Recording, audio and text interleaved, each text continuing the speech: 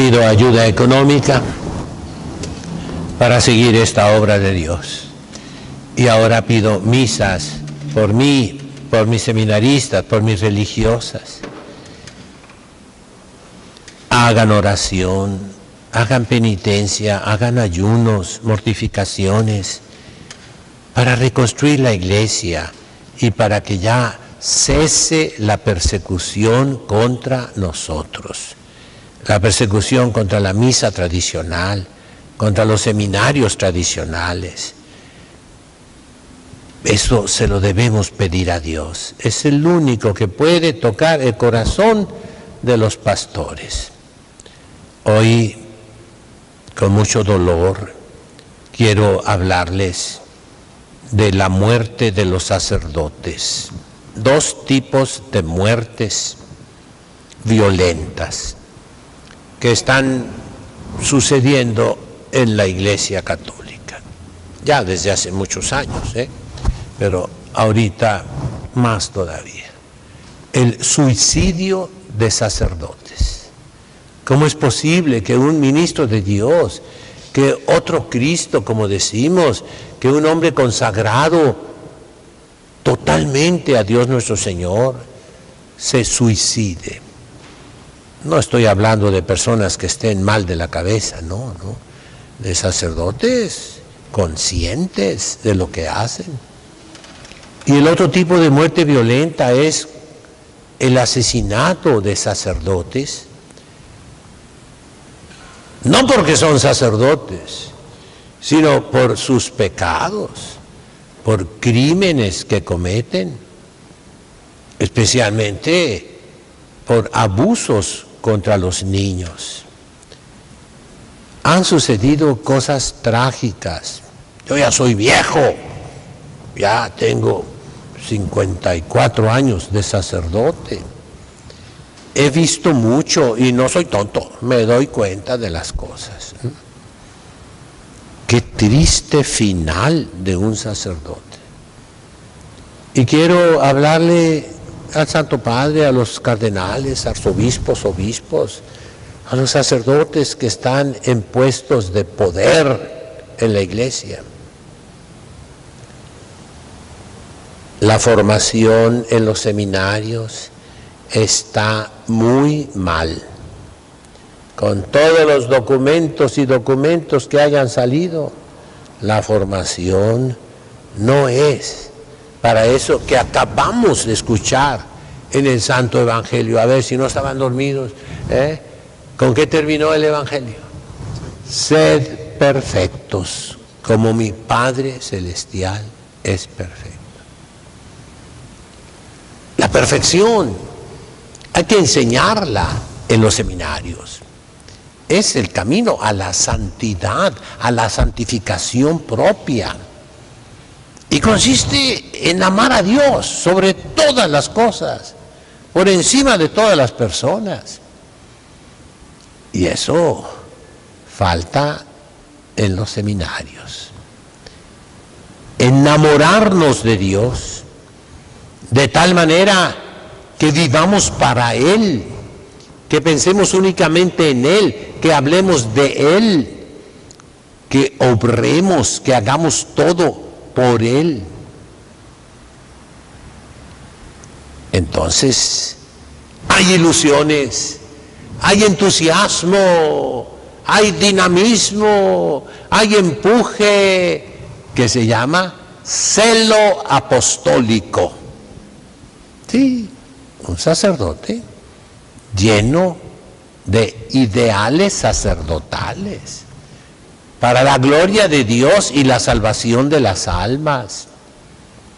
Un sacerdote entusiasta que le entrega su vida completa a Dios nuestro Señor.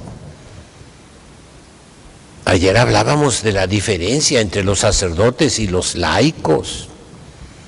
Hoy insisto en ese mismo punto.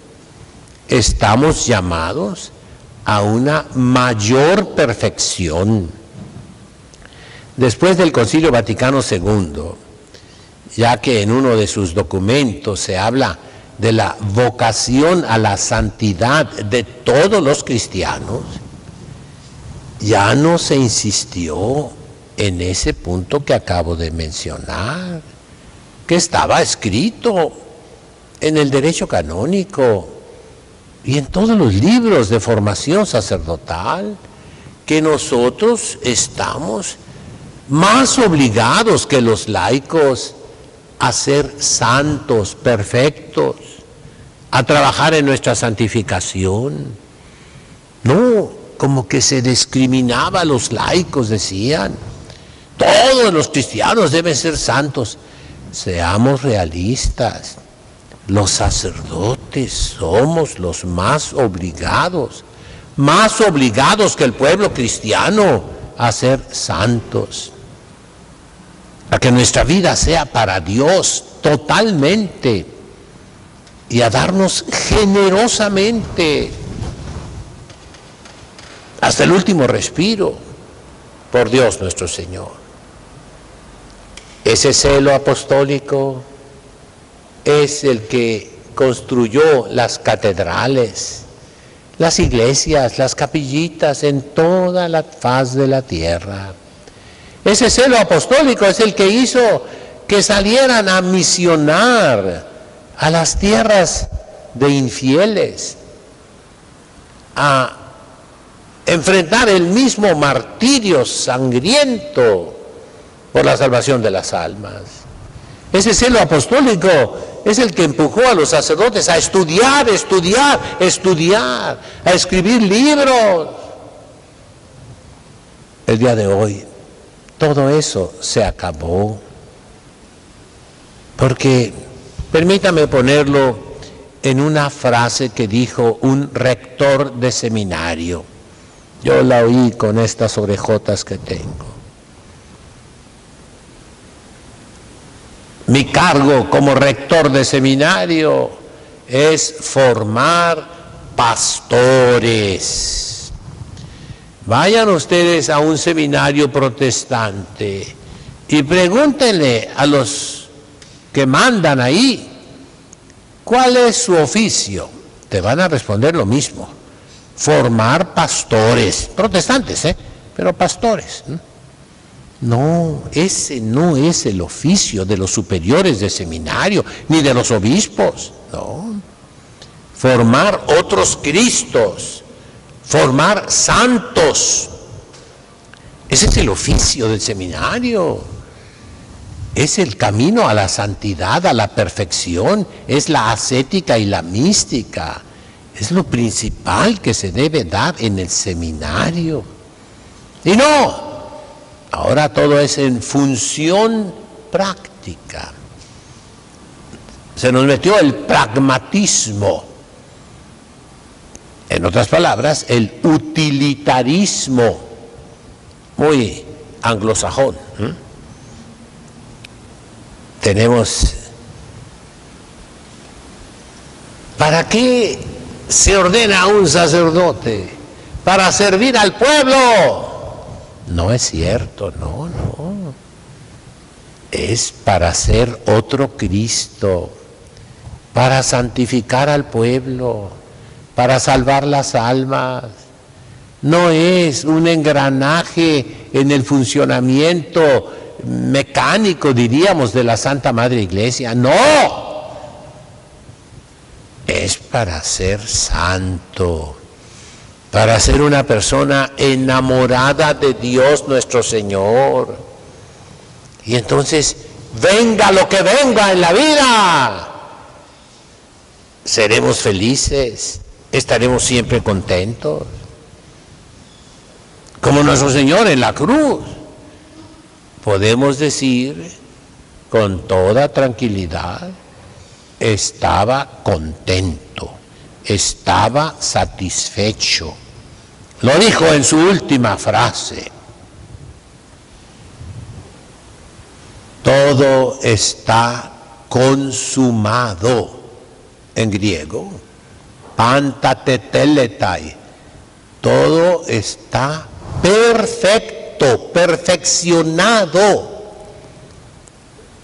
Esa es la palabra, lo cual indica una satisfacción, un contento. Pero si estaba coronado de espinas, clavado en manos y pies, si lo abofeteaban, si lo coronaron de espinas, pero él estaba satisfecho. Era aquello para lo cual vino al mundo, aquello para lo cual tomó carne y sangre de la bienaventurada Virgen María, para sufrir. Y con ese sufrimiento salvarnos, redimirnos, darnos la oportunidad para llegar al cielo, para ser felices eternamente con Él. Y así el sacerdote. Por favor, no lo conviertan en un empleado. Esa es la imagen que da el sacerdote el día de hoy. Es un empleado, es un burócrata. Y en el lenguaje del gobierno mexicano, que está plasmado en esa ley que habla de las ganancias económicas de los sacerdotes, y dice, es un asalariado, contradiciendo lo que dice el Evangelio de nuestro Señor Jesucristo. El buen pastor está contrapuesto al asalariado, mercenario, y así se le considera al sacerdote. Es un empleado de la asamblea que puede llegar a ser presidente de la asamblea.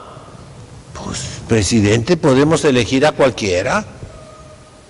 El sacerdote no es un presidente de la asamblea.